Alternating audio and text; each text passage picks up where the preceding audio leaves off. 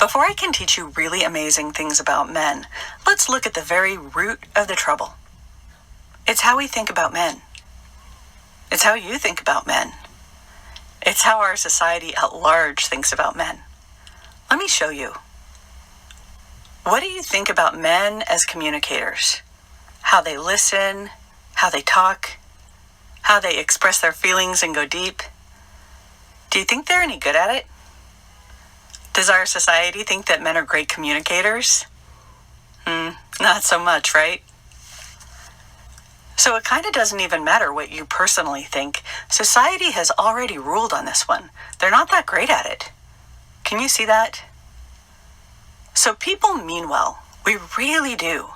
The majority of us out there are trying to be the best human beings we can with the resources and the knowledge and the tools that we have. We're doing our best. But oftentimes we think men don't mean well. Or alternatively, we think they're falling short. In other words, we'll think, he hurt me on purpose. Or when he found out that he hurt me, he didn't even care. Are you with me so far? Good. Let's take a look at where this comes from. What I'm about to show you causes a lot of trouble in your life.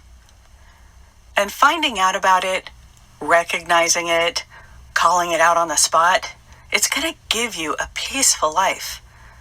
Peace with men and peace with yourself. So I'm about to show you something, and you don't have to work at learning it. All you have to do is listen and see if you can recognize what it is I'm showing you. You ready? Have you ever heard the term inner critic? It's a psychology term, and it describes that inner critical voice that judges the crap out of, well, pretty much everything that crosses your path. Your inner critic judges you. She tells you all the ways that you could be doing better. Could you stand to lose a few pounds? How you doing financially? You saving enough money? How are you at work? Are you the best BFF ever? Compassionate, have plenty of time for your friends? She criticizes every area of your life. She says things like, you're never going to be, or you should be. Your inner critic is just mean. She tries to fake you out and pretend that she's just looking out so you can be the best you could possibly be, living your best life, but she actually gets in the way of you being your best. She gets in the way of your authenticity and being genuine because she's so worried about being perfect. She knows you would be awesome if you would just do every single thing she ever criticized you for. And she judges men. According to your inner critic, men are, go ahead, fill in the blank. Lazy, liars, cheaters, controlling, concealing, bullies, aggressive. The list goes on and on. Can you see how your inner critic judges you? Can you see how your inner critic judges men? She judges everybody, really. Your best friend, your staff, that barista, everybody. She's super judgy. She's the hardest on you, though. Guess what?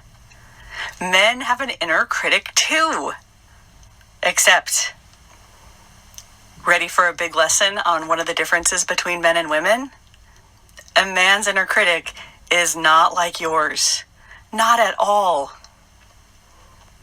A man's inner critic has a standard, and that standard is better. You can hear it in their speaking. You make me want to be a better man.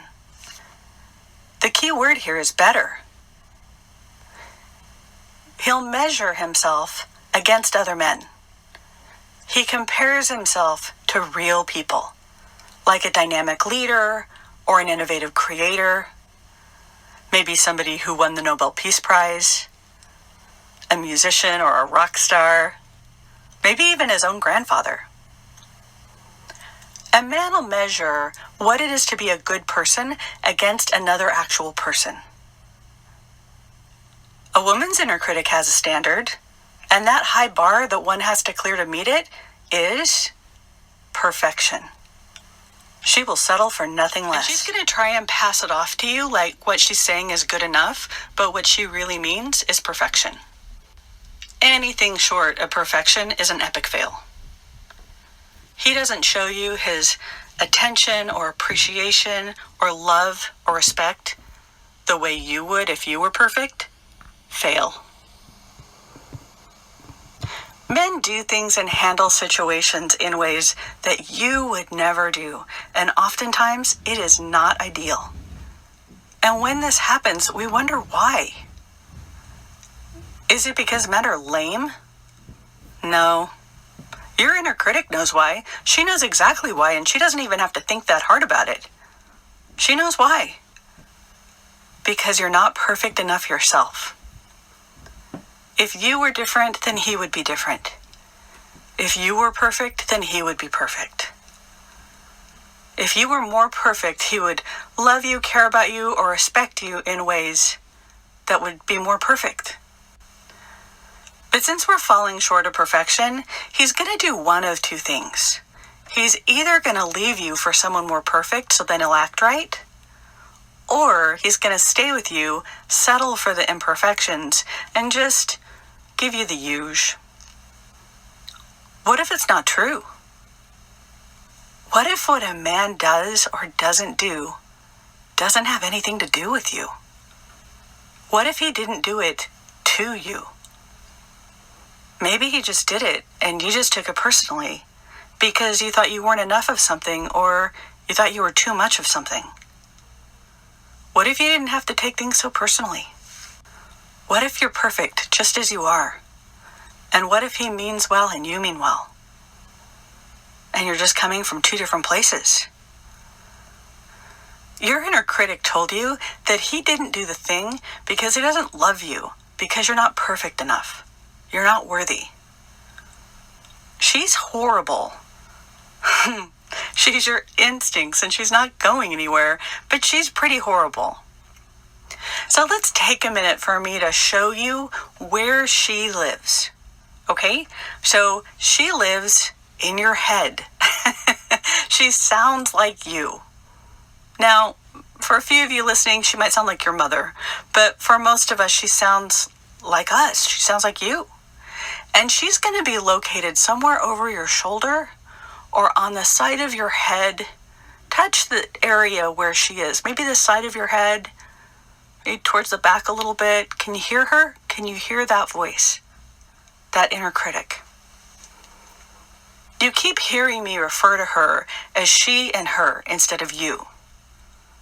She's not you.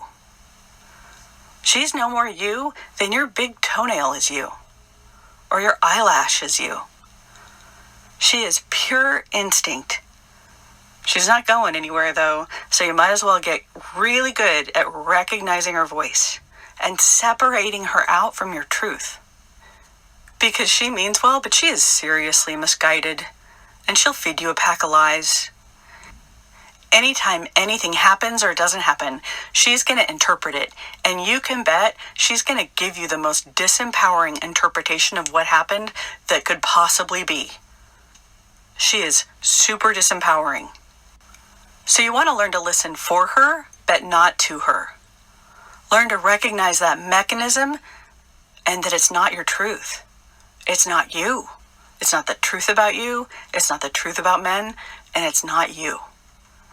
You can just thank that voice for sharing and move on with your day.